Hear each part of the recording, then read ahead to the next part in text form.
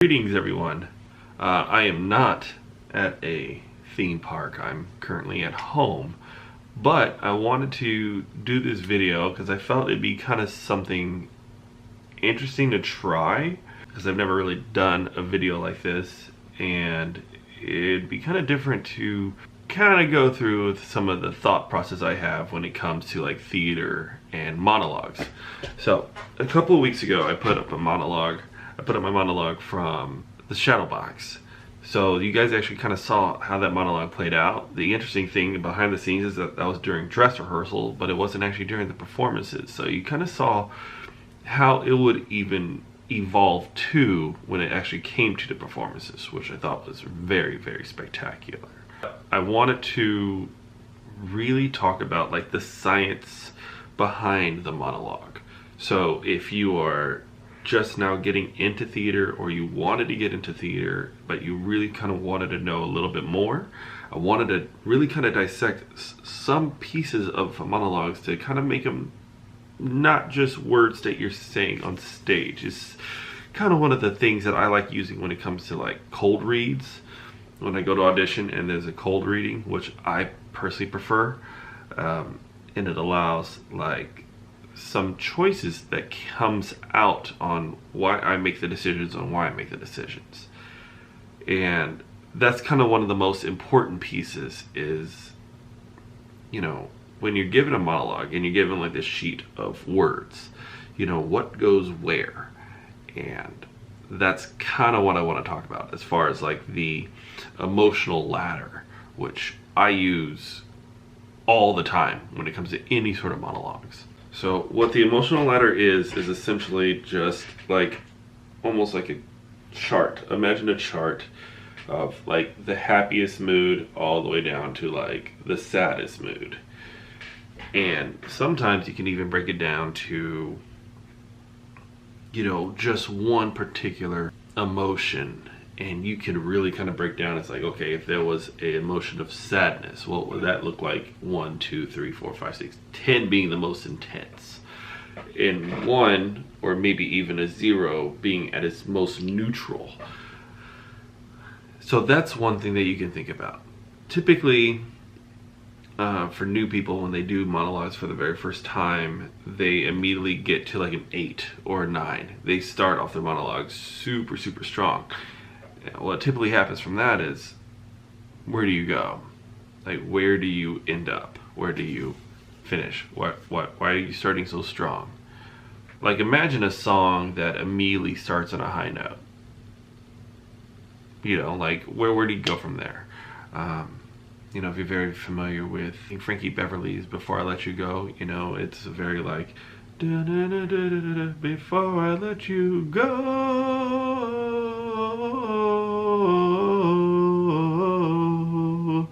I will never, and if he hit that note at the very beginning of the song, then there's nothing left for him anywhere in the song until he tops that, but you weren't going to top that note.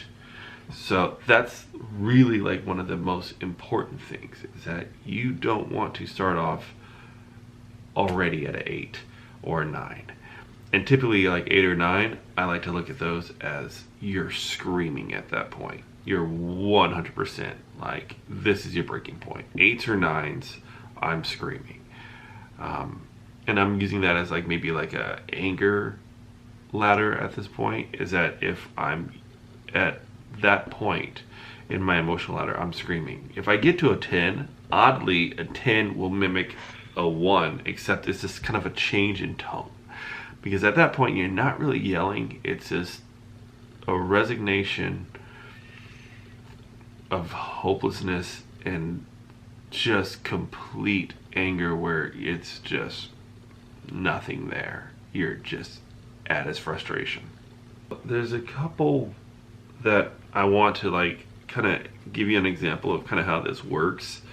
There was a good one that I was actually talking with my friend Josh about yesterday, and it is from the movie And Justice for All, so with Al Pacino. And one of the things in this one, if you're familiar with the movie, is he progressively gets angrier and angrier and angrier, but you don't really see him get to like an 8 immediately. Because remember, Arthur Kirkland in the movie is a lawyer, so he is trying to maintain his composure. If you're familiar with the movie, don't spoil it, because the monologue is going to do it. And I'm going to try to perform this monologue.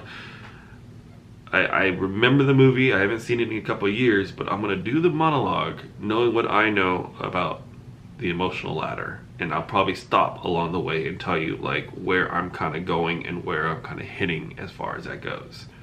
Your Honor, Mr. Foreman, ladies and gentlemen of the jury, my name is Arthur Kirkland and I am the defense counsel for the defendant, Judge Henry T. Fleming. Now, that man over there, he's the prosecuting attorney and he couldn't be happier today. He is a happy man today because today he is going after a judge. If he gets him, he is going to be a star. He is going to have his name in this month's law review. Centerfold, Lawyer of the Month. Now, in order to win this case, he needs you naturally. He's got all he's got. Believe me, he's counting on tapping that emotion in you that says, let's get somebody in power. Let's get a judge. However, these proceedings are not about that. These proceedings are here to see that justice is done. And justice, as any reasonable person will tell you, is finding the truth. And what is truth today? One truth, a tragic one, is that girl has been beaten and raped. Another truth is that the prosecution does not have a witness, does not have one piece of sustaining evidence other than the testimony of the victim herself.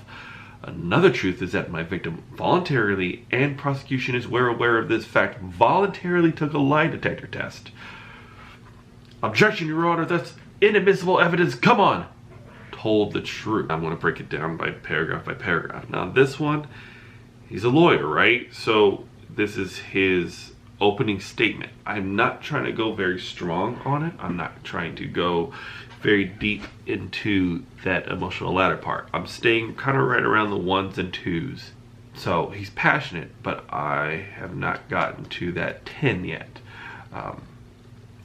Or better yet, I'm not getting to the 8 or 9, but I'm going to stay within the 1 or 2. Because again, I'm opening up the scene. I'm painting the picture. So here's where it gets really good. And I'll add in the dialogue again. Sorry, Your Honor. Let's get back to justice. What is justice? What is the intention of justice? The intention of justice is to see that guilty people are punished and the innocent are freed. Simple, isn't it? Only is not that simple.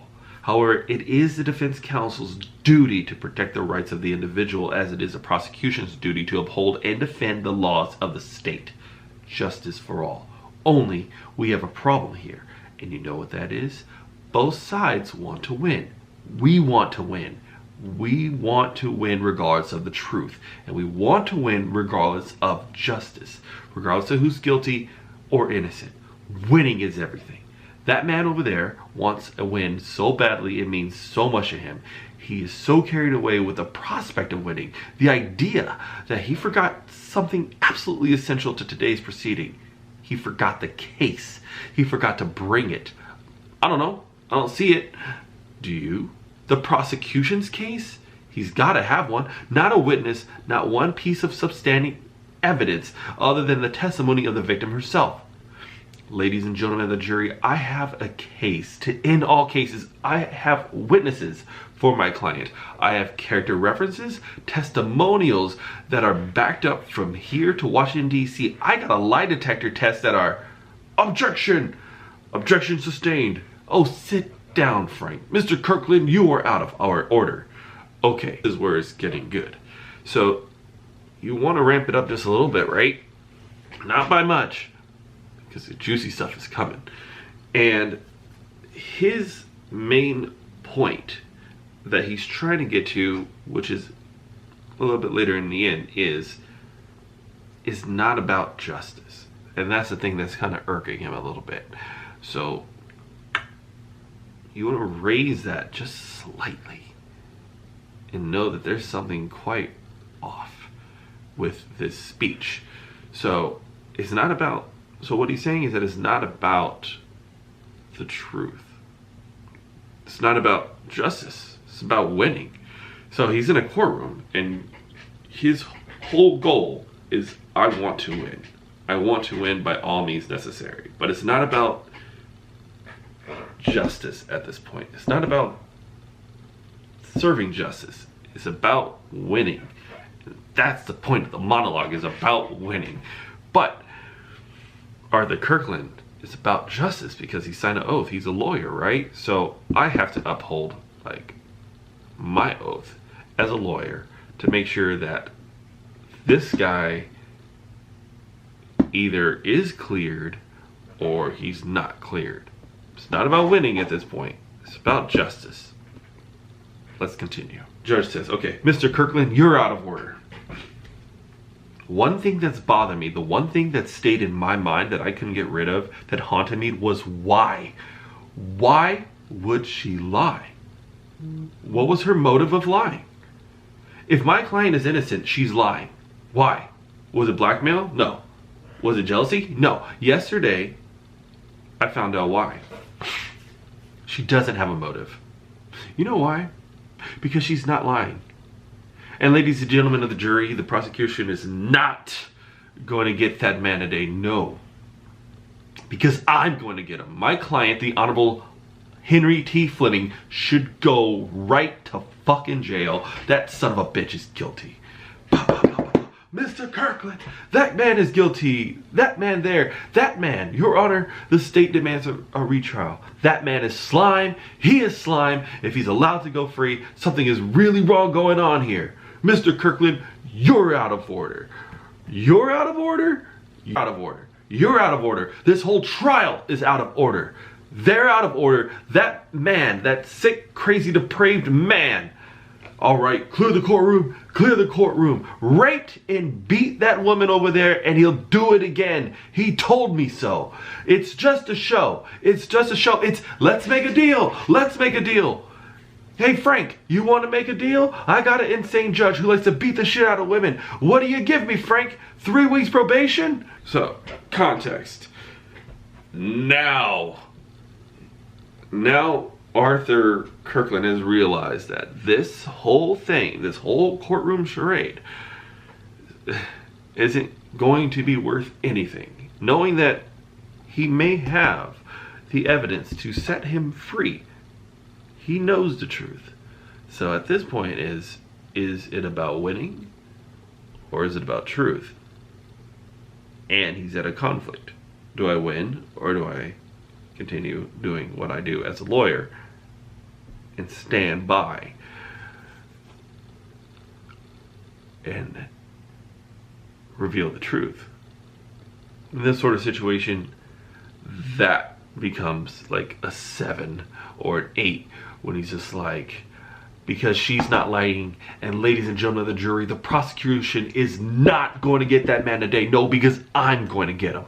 And now he's angry because it's his client. It's his client that lied to him, that he learned the truth, and he doesn't want to win anymore. He wants the truth. So that becomes like that crescendo there, right? It comes right up, boom, and you want it as high as you can. I don't want it to start there. I didn't want to start as high as I possibly could, but I wanted to gradually get to this point, bam, that magical moment of like, now on the words here on the screen, I need to match that emotion, and that's kind of where that emotional ladder comes into play. It doesn't work all the time. It may not work necessarily for every show or every play. But you can kind of see that if there is a passionate monologue, it is going to reach to a point where on that ladder it gets to X. So you want to start off slow, build up to something, and then what is that something? Sometimes you're going to start off like this. It's not always going to go high. It's kind of going here to whatever that point is, so what that person is trying to say. But that's one of the big ways or big successes that you can kind of take away from this video if you are going to go and start doing theater and doing a lot of acting. Just keep that in mind of they're not just words, but what are the emotions behind the words? And where in the emotional ladder do those words fit? It's a lot going on all at once. But if you apply that, then you'll find a lot of success. You can even see it in a lot of different things, right? Even if like you can still like watch like a lot of TV and analyze the emotional ladder behind like a lot of TV programs. You can even do it in a lot of like vlogs. If you're watching like a lot of YouTube, you can see the emotional ladder play out, and you can try to figure out where that person is as far as like their emotional standpoint, and you can see, you know, if they're excited about X or where, you know, right? If they go ride the Skyliner and they're like, oh my god, I just rode the Skyliner, what an amazing time, you know, and you can kind of gauge on where they are as far as the emotional ladder. Or they can just be like, I just rode the Skyliner for the first time, what a fun ride, it's such an amazing place, you can always ride, and you can ride from the Hollywood Studios to Epcot, and it's great, I think it's recommended. And just saying that without any emotion behind it, it kind of feels weird, doesn't it? It feels like either A, they weren't completely sold on to that attraction, or you can see that maybe they just don't have the emotion with it. What's my tie to that piece of puzzle? So that's something to really kind of think about too. So it plays a lot. It's something that you see all the time, but a lot of people don't know how to apply it. And that's kind of why I wanted to make this video. If you did like that, let me know in the comments below. If you kind of want me to break down more monologues, definitely send over a monologue, maybe like a text form. And maybe I could do this like every week, where I'll just take a monologue, break it down, and I'll try to perform it. I'm not going to be the best at it, because this one I've seen the movie once. I've never really read the monologue, but you can feel like where I would pick as far as the emotional ladder goes. But thanks for watching. I'm sick of it. I'm out. Hey, if you like this video, check out this video over here. Or look at this video over here. Smash that subscribe button, baby.